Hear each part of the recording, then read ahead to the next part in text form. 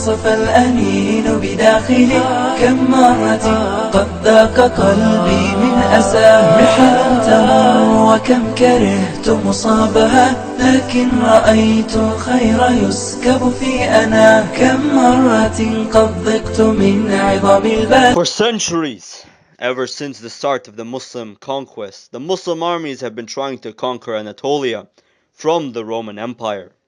And yet for hundreds of years the Roman Empire pushed them back. And while the Romans were biding their time, the Muslim world fractured. Civil wars raged in the Muslim world. In the year 1040, the Abbasid Khilafah was no longer the mighty and fearsome empire it once was, an empire that once smashed the armies of the Tang dynasty at the Battle of Talas River. Instead, now there were puppets of the dynasties that could wrestle power from their rivals. In the west, the Shia Fatimid Khilafah was expanding even further, controlling North Africa and Sicily and Egypt and the Hijaz. While in Iraq, the heartland of the empire was controlled by the Buyid Shia dynasty, who were the power behind the throne in all but name. And in the north, the Roman Empire regained its former strength, slowly capturing Muslim territories in the east and regaining lost lands in the west. The armies of the Romans were prepared for war. And to the far east, the Sunni Ghaznavid Empire was crumbling. But from the ruins of the old empire rose anew the Seljuk Turks.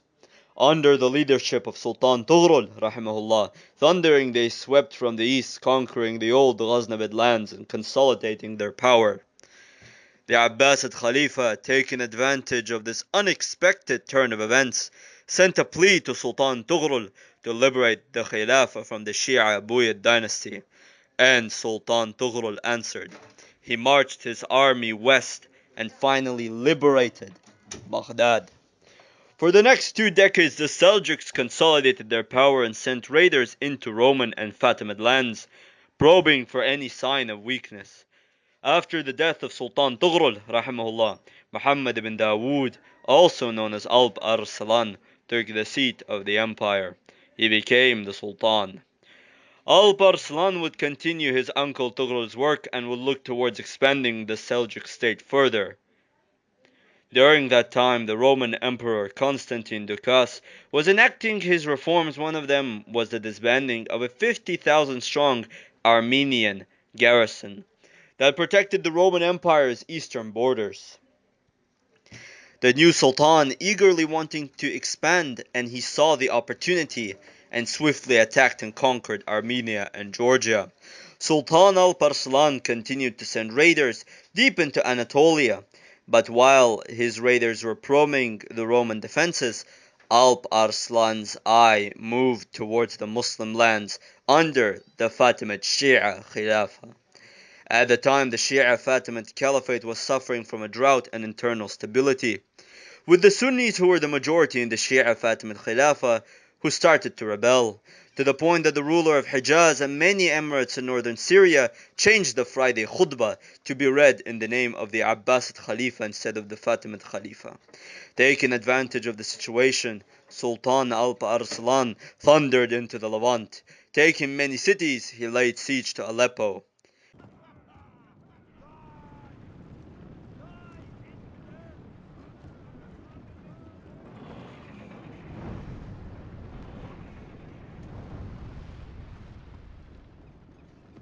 While this was happening, the Roman Emperor Constantine was dead. His son, too young and inexperienced to rule, the late emperor's wife, married Romanos Diogenes, an experienced soldier and veteran and a great commander of men. The moment he became emperor, he started gathering a vast army of professional soldiers to march upon the Muslim forces. The Fatimid Khilafah sent a delegation to Emperor Romanos, asking him to attack Alp Arslan. Romanos marched forth with a great host over 100,000 strong, marching towards Alp Arslan's eastern territories. Soon news reached Sultan Alp Arslan, who was besieging Aleppo, that the Roman army under the emperor himself, Romanos, was marching to attack his eastern frontier. This move completely took Alp Arslan by surprise, who thought that it would take the Romans far longer to gather their armies, enough time to let him beat the Fatimids.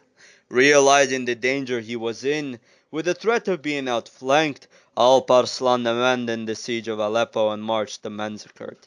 But while the Romans did initially gain the element of surprise, the speed and mobility of Alp Arslan's smaller force allowed him to get to Manzikert faster than his opponents. With a fast maneuver, Alp Arslan was able to evade the Roman scouts and thus deny his enemy valuable intelligence. Romanos arrived in Manzikert and laid siege to the city. Romanos also sent a strong detachment to Alat. Romanos thought that Alp Arslan was still in Syria, and so sent this army to block any potential Seljuk advance. This army, this small detachment, of over 20,000 men was composed of elite Varangian guards, Rus mercenaries from the north, Frankish cavalry, and Pecheneg light horse archers. Under the command of Joseph Trachaniotis. Joseph was the commander of this detachment of this 20,000 warrior army. Joseph built fortifications facing the south, but because his intelligence was outdated, he neglected to protect his northern flank. Seeing the weakness, Alp Arslan marched his army around Lake Van and attacked the Roman forces. Before the battle, Alp Arslan proclaimed that victory only comes from Allah, and that if he is to become a shaheed, then they should continue the battle under the leadership of Melik Shah, Alp Arslan's son. The Battle of Lake Van has begun. The army of Alp Arslan numbered around 15,000 men hastily assembled to fight the Roman kuffar. 4,000 men from this army were professional soldiers, but the rest were of varied quality, the majority of the force being light horse archers. But the element of surprise was on the side of Alp Arslan, alhamdulillah, and he attacked the Roman army from the north. The professional Roman army panicked, not understanding what was going on. They routed, and with one stroke Alp Arslan removed 20,000 men from his enemy's army. With the northern route cut, no message of the destruction of the detachment could reach the emperor. But while Alp Arslan was fighting the Battle of Alat, the city of Manzikert had fallen to Romanos. Even with the loss of 20,000, the Romans had an army that numbered over 80,000 men. Alp Arslan only had 15,000. He gathered his army and marched towards Manzikert. Alp Arslan sent emissaries to the Roman emperor, asking for peace. But the Roman emperor, confident in his numbers, humiliated the envoys. Romanus told the envoys that they would have peace after he sacked the capital of the Seljuks. And on to the battle. Alp Arslan on the day of the battle was wearing white robes, showing his men that he was ready to die. Praying the Jum'ah prayer, the Muslims were ready for death. Alp Arslan mounted his horse and proclaimed, Today I am not the emir of anyone. Today whoever wishes to leave the army, let him do so. And so the Muslims gathered their forces and they marched to martyrdom and to battle. The Seljuks were arrayed in battle in a crescent formation, while the Romans were in a standard Roman formation, with their reserves and their lines. The Romans attacked and pushed forward, but while the Seljuk wings were doing hit-and-run attacks on the enemy, the Seljuk center was also engaging in hit-and-run, charging the enemy army and then disengaging, trying not to get caught in prolonged melee. The battle continued like this late into the day. Romanos, fearing that he would be encircled by the Seljuks, ordered a retreat towards the camp, and so the emperor's standard was turned around. But this action caused confusion in the Roman ranks, with many from afar thinking the Roman emperor retreating or dead.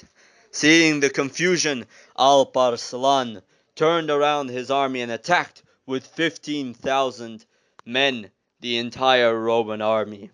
With the Seljuk wings surrounding the Roman left and right flank, The rear of the Roman formation under Andronicus Ducas, instead of supporting the emperor, he betrayed him, and thus, with the several thousand strong reserve, he was gone.